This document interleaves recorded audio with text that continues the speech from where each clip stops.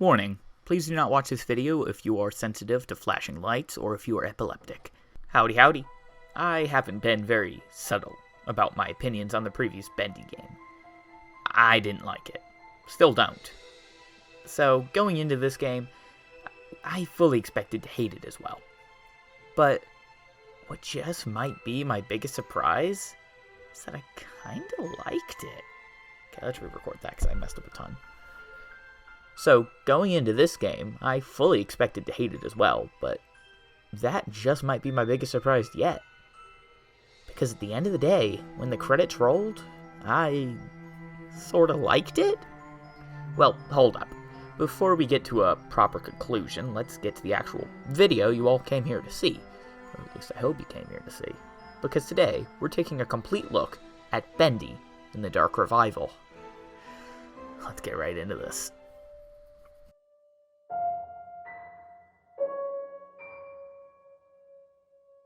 So, as we get into the madness that awaits us, please consider liking and subscribing. It helps out the channel a ton more than you can realize, and shows me you want more content like this. Now, some things to clear up. I went to this game blind, or at least as blind as the chat would let me. Okay, so Trusty Chef's saying we're gonna see again, so thanks for the spoiler, I guess. Thank you very much. And this is because I played this game a mere 3 days after launch, and all the while leading up to it, avoided spoilers like the plague. This means I will be judging this version of the game, not any future patches that might release, so any and all bugs present in the launch edition are fair game for me to discuss here. I think it is incredibly important for games to launch complete, and as such, I will always judge a game first and foremost based upon its launch edition, assuming that's the version of the game I'm able to get and play. You know, not a god here. Another thing worth noting is that I streamed myself playing this entire game. You can find the stream in the iCard above or in a link in the description. It's a single 8-hour stream covering the entire game, so you can witness my journey playing through it. And for those of you who haven't yet played the game and do not want spoilers, worry not! I will not be spoiling the game until the story section, so you can stick around for a bit and then add the video to your watch later and come back, well, later, after you've experienced the game for yourself. Finally, I also did a massive video going over everything from the first game. If you would like a recap on the first, then check that out here. If you are someone who watched the streams as they aired, then welcome back. And if you're new, then welcome anew.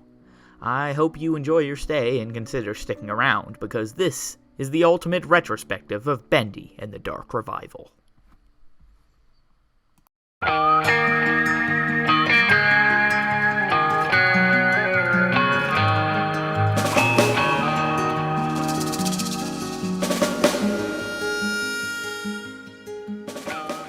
On February 10th, 2019, the first hints that a sequel to Bendy and the Ink Machine was in development were teased, when, to celebrate the 2-year anniversary of the previous game, they released a video entitled From the Desk of Joey Drew, February 10th, 1931.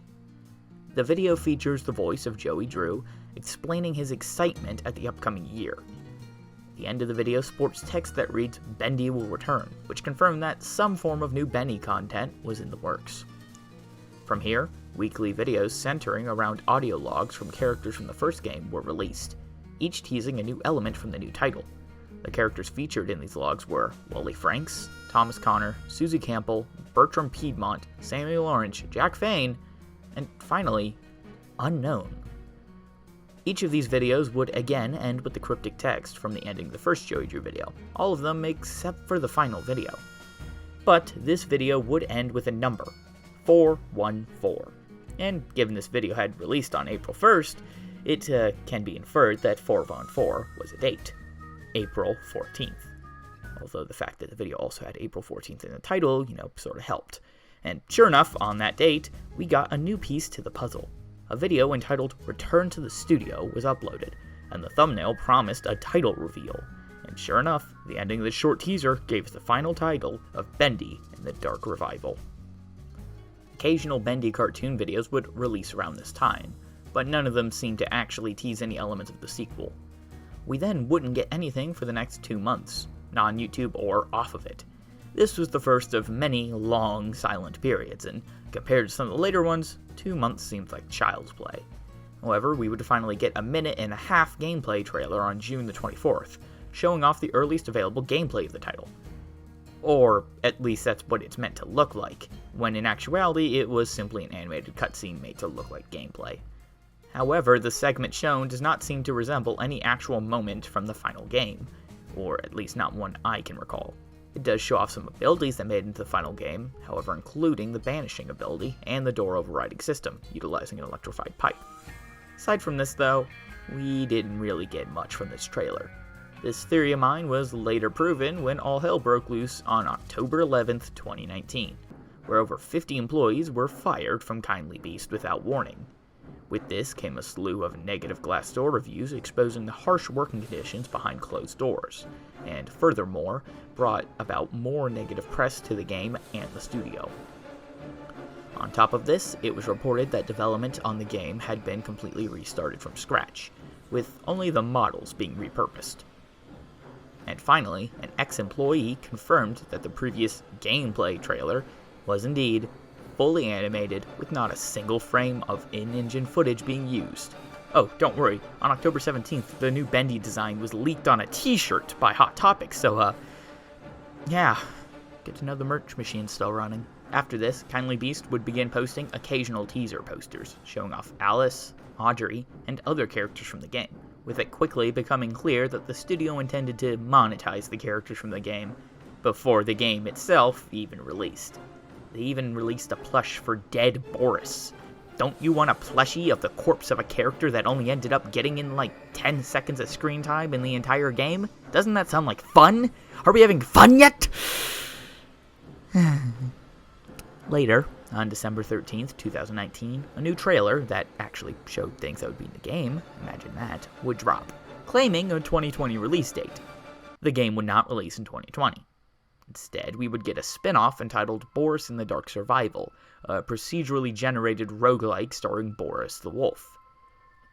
Okay.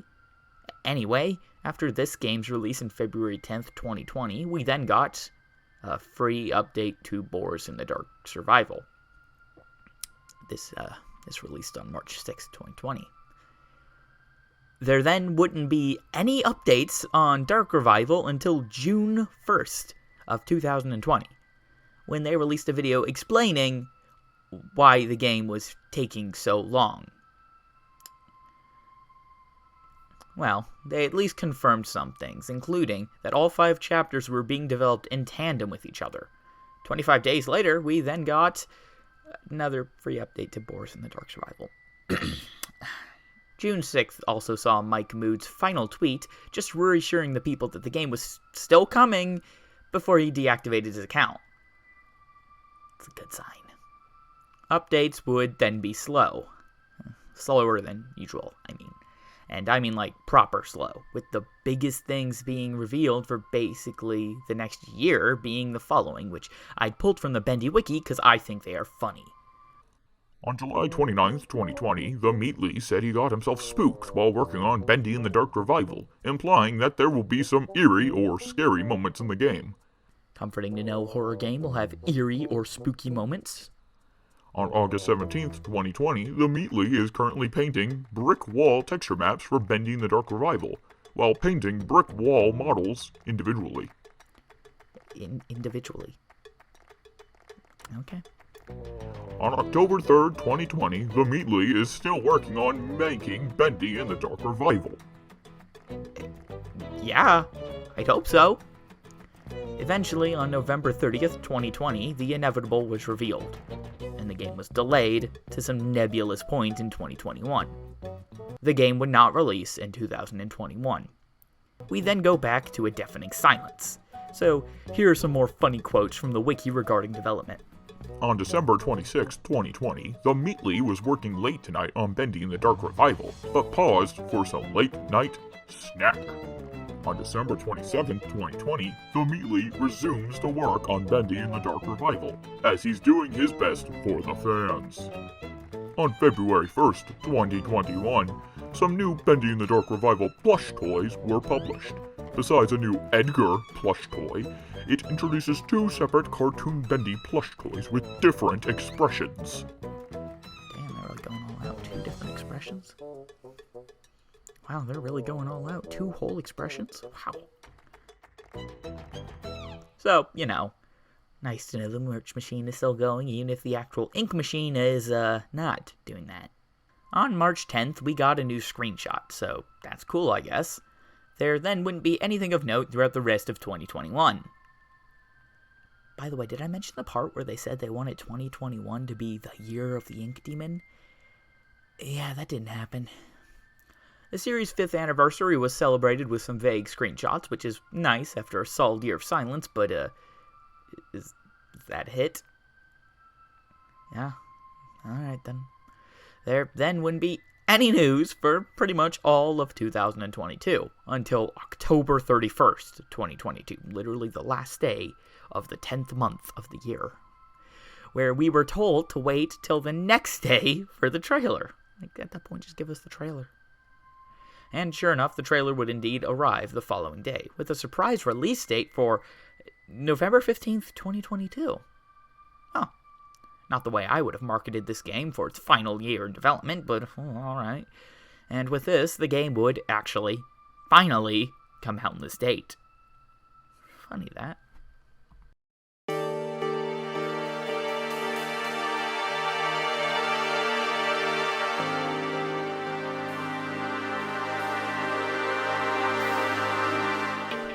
So, after the disappointing, confusing, and clearly made-up-on-the-spot nature of the story from the first game, this title had a lot of heavy lifting to do to not only make the first game make more sense in contrast, but also tell an interesting story in its own right. So, did they accomplish this? Well, working on all 5 chapters in tandem should no doubt help each story beat flow into the next one with ease. So, let's see how they did. Oh yeah, and spoilers. Chapter 1, Drawn to Darkness.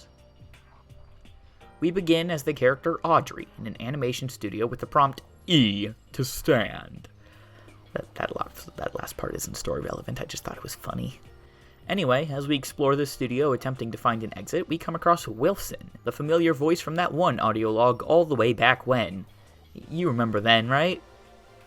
By this point it had been like 2 years. Wilson takes us into a back room where the ink machine sits ominously. And as it begins to flood the room, Wilson grabs us and dunks us in the saucy ink below. Audrey then wakes up in the cartoonified version of the studio seen in the first game, and she is now half me inky. After arriving, Wilson's voice is heard over an intercom, presumably throughout the whole studio, saying he wants us brought to him, which likely incites a lot of future conflicts we'll encounter. She explores around and is attacked by the sodding Tic Tac Man, making a return from the first game. That isn't his name, but again, I think it's funny. After escaping and healing, we meet up with Alice Angel, who shows up, spouts some expositional dialogue about how the Ink Demon bloke is not good, and that we should head up, and then proceeds to disappear for most of the remaining runtime of the game. Anyway, Audrey listens, and we head upwards through the facility. We then have a small stealth section where we steal a gent pipe that we can now use to fight back against the searchers. I'm a very vengeful person. If I have a weapon and I have the ability to kill, I will probably do it. I should never be trusted. And yeah. Uh-oh. There's not supposed to be that many of you.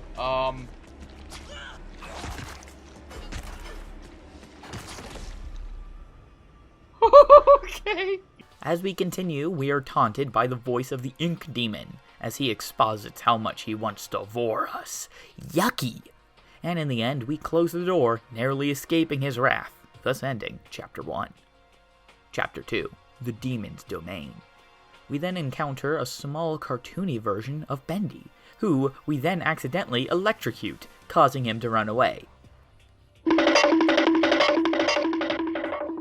Then, we reach the next section of the chapter, where we are hunted by the Ink Demon while searching for 5 pictures to open a door, which actually isn't all hellish, as the first game might condition you into thinking it would be. We continue through some pipes until we meet the best character in the game, Porter. Porter only appears in this single segment, so cherish it while we have it. He gives us the ability to teleport. Oh yeah, that's right. We can teleport now. That's cool. We then both fall down a massive tube and backtrack a bit to an area where we had previously seen a massive pit that we can now cross. As we continue, the Ink Demon continues to exposit some dialogue, including possible hints at Audrey's backstory and truth. And, after what had the potential to be a truly hellish puzzle that I got lucky with, we then continue onto Chapter 3, The Eternal Machine. We finally discover the elevator, but instead of going in the up direction, it then does the opposite of that and goes in the crashing downward at insane speeds direction, which, just a hunch, don't think it's supposed to do that.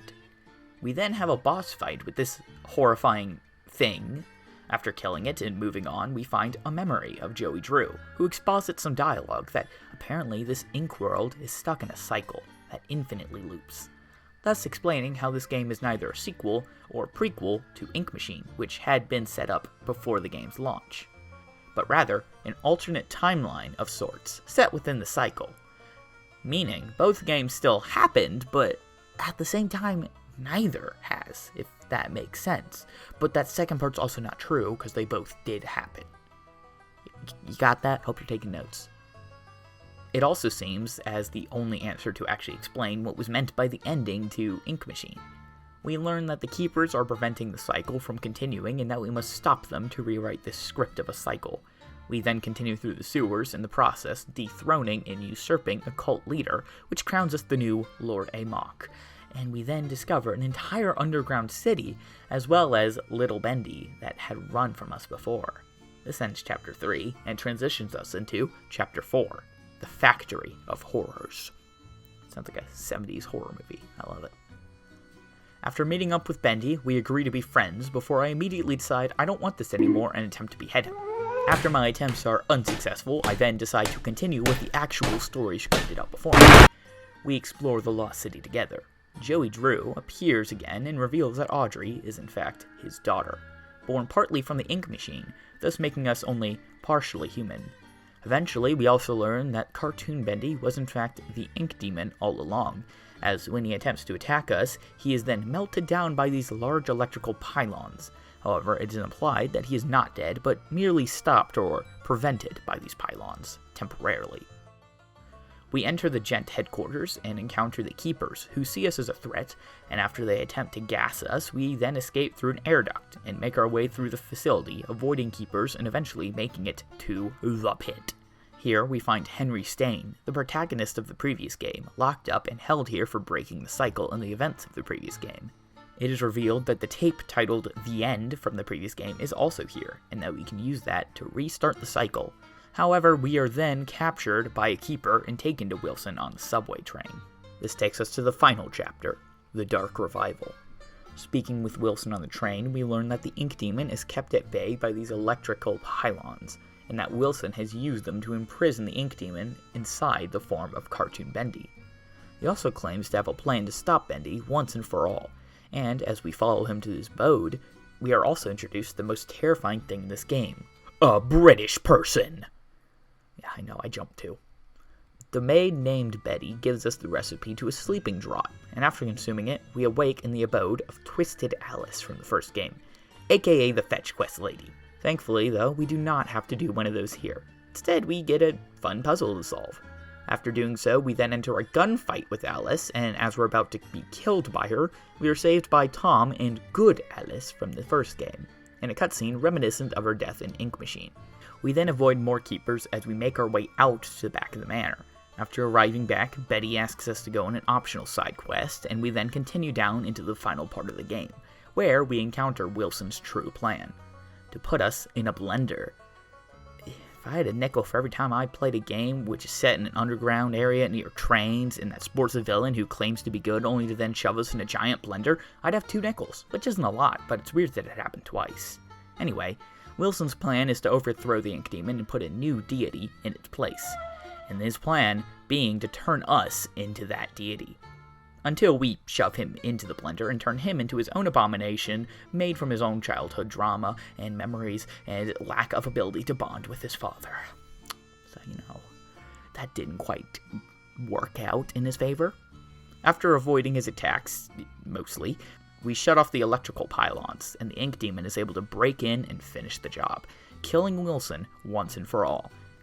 And then we also get eaten by the ink demon. Yeah, we didn't think that part through. As we are consumed by the ink demon, we become a part of him. But this is not the end, as now we begin to gain control over his body, piloting it through waves of enemies and walls to get to where the tape, the end, is stored, with tons of familiar faces showing up for this climactic battle. Even Sammy shows up. See, there he is right over there. Oh, never mind, he's dead now. Anyway, after playing the tape and forcing ourselves and the ink demon to watch it, the cycle is reset, and both of us, and him, now trapped in the Bendy form, are sent back to the presumably real world, where Audrey mentions rewriting the cycle to make it far more bearable for everyone trapped within. It's set up that Joey's world might be melting into the real world, as Audrey still has flexible, gooey fingers made up of ink underneath her human-looking appearance. And furthermore, the existence of the cartoony Bendy in our world serves to show that the ink demon is still merely imprisoned, and now in the real world. And thus, the game closes out in a hopeful, if not a ending.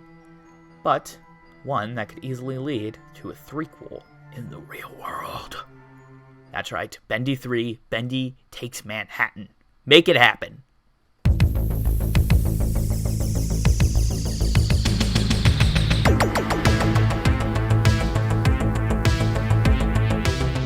So, with this expansive new story, we also have a lot more recurring characters in the first game. Whereas that game would have a character show up in one chapter and disappear after the next, this one has characters that are present for the whole game, from their appearance onward. Well, mostly. Let's go through the characters though. Audrey. Audrey Drew, the daughter of Joey Drew, and born from the ink machine, is a half-human, half-ink creation who worked for Archgate Pictures until she encountered Wilson, who took her into the ink world. There, she uncovers her past, which before then had been steeped in mystery, even to her, and battles both Wilson and the ink demon, freeing the ink world and rewriting it to make it a happier cycle. Wilson, the son of Nathan Arch, who founded Archgate Pictures and later bought out Joey Drew Studios. He has never been able to live up to his father's grand aspirations for him and ended up becoming a janitor at Archgate Pictures. He later learnt of the ink machine and the ink world. He tricks Audrey into sending both him and her there, and as he seemingly arrived earlier, over 200 days earlier in fact, he built up a legacy for himself with many loyal creations, and devises plans to keep the ink demon at bay by repurposing old gent technology. He attempts to turn Audrey into a new messiah to overthrow the ink demon and establish his reign as the slayer of the ink demon, but is instead pushed in himself, turning him into a horrifying final boss. After a battle with Audrey, the ink demon shows up and kills him for good, sending him down to the inky depths below. Alice Angel. Being the same character from the first game, she has been in this cycle for years before Wilson showed up. She assisted Henry Stain in ending the first cycle and assists Audrey at multiple times throughout the game. She is also seen to still be traveling with Tom at one point, but nothing more than their relationship is exposited throughout. Bendy/the Ink Demon. The Ink Demon, which has long ruled over the Ink world, has been seemingly killed by Wilson, when in reality it is revealed that in the 211 days before the events of Dark Revival, Wilson had been experimenting with ways to kill the Ink Demon. When these had failed, he instead used repurposed signal towers to weaken the Ink Demon, transforming him into Bendy. Bendy was experimented on and presumably tortured by the Keepers, another of Wilson's creations, and this is all logged in various audio logs found throughout the game. The newfound Bendy form appears to have its own personality, being much more childlike and timid. It notably gets scared at small things, including the mere mention of the gent facilities, which lends further credence to the idea of torture. Editing WILLJEUM here, it's also confirmed that he was tortured in the audio logs, so, not a theory. Anyway, continue. Thanks, future me. Bendy was left to wander alone throughout the studio until he encounters Bendy. Throughout some misunderstandings, the two eventually agree to brave the gent facilities together. However, after Audrey finds the ID card she needs, Bendy seemingly vanishes. Later, Audrey encounters the Ink Demon, who tries to attack her before the pylons again restrict its powers, turning it back into Bendy, who expresses regret at attacking Audrey in his demon form, again positing the idea that the two may share memories, but separate personalities and emotions. Bendy then disappears into a corner, where he melts into ink. Ew. He is then not seen again until the ending of the game, when the Ink Demon shows up again, and is forced back into Bendy form in the ending cutscene, where Audrey and Bendy are freed with the demon presumably trapped once more. The Ink Demon's goals seem to simply be to keep the cycle going, and himself in power, while Bendy just wants to be friends and play. Porter. Yeah, let's go! Porter time, baby!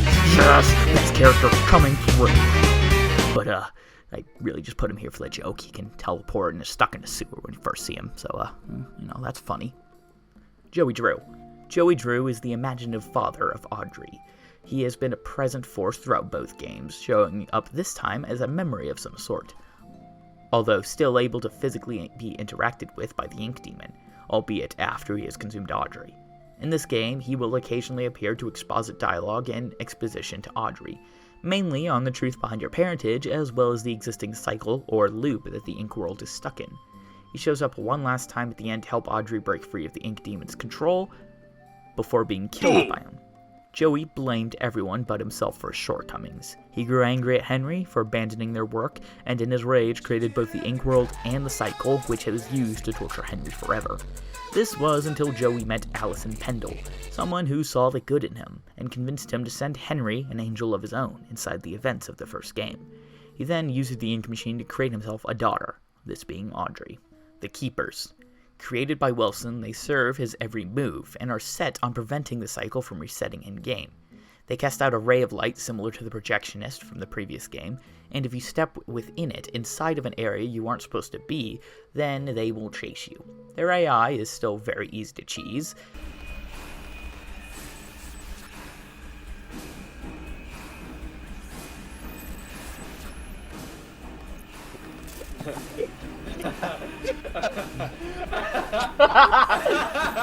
Oh no! Not the elevated surface.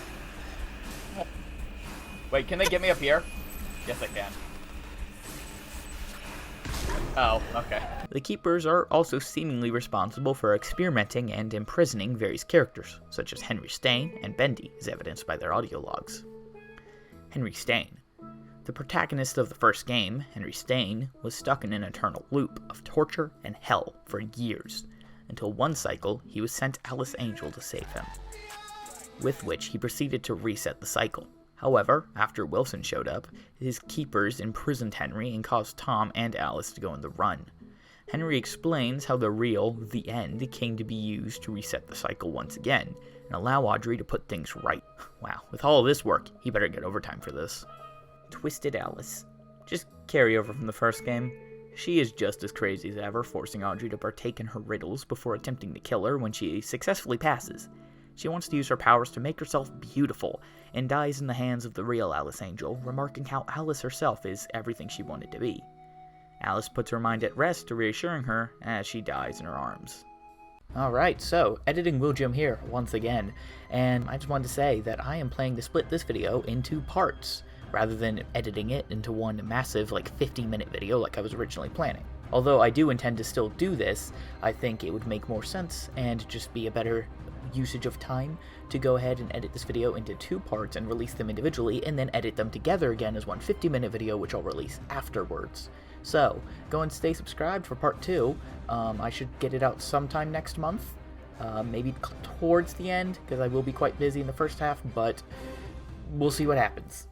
Anyway, that is all for part 1 of this video, so, goodbye!